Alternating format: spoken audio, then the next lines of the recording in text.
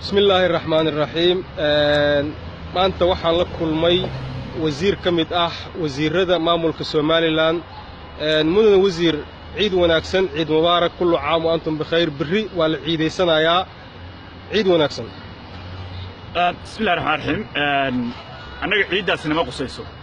ciida waxa laga sheegay magaalada Xamar dawladda ayara taagta daran baa sheegtay iyo maamulka Majeerteeniya anaga nama qusayso ciidaasi marka waxa weeye wiilkan yare la yiraahdo khayre ee dayniile laga soo doorto dayniile u gaari laayay 25 kun oo ciidamo Afrikaan ah ilaaliya inuu maanta anaga ciid noo sheego midaan u dul qaadanayna maaha shacbiga reer Soomaaliland waxa yeelayaan maaha jamhuuriyaddan qaranka reer Soomaaliland waxaan leeyahay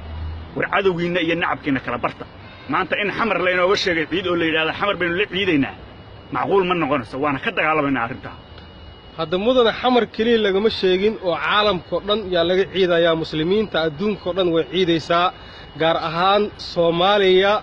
Soomaali weyn oo dhan way ciideysaa shanta Soomaaliyeed soo marka adiga maxaa ugu soo horjeesatay ciidda laga soo sheegay in bishii laga arkay magaalada Xamar anagu Xamar laga ciidin waa ku sheegay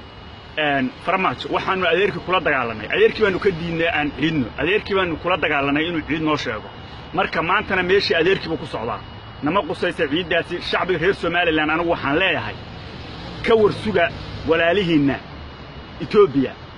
marka hore waxaan leeyahay ugu baaqayaa wasaaraddeena hawada inay ciidda iyo bisha raadiso hadii ay arki weydo walaalihiina Itoobiya marka leenahay walaalihiina Itoobiya ma aha inaan ka hadlayo dhagax buur iyo jigjiga iyo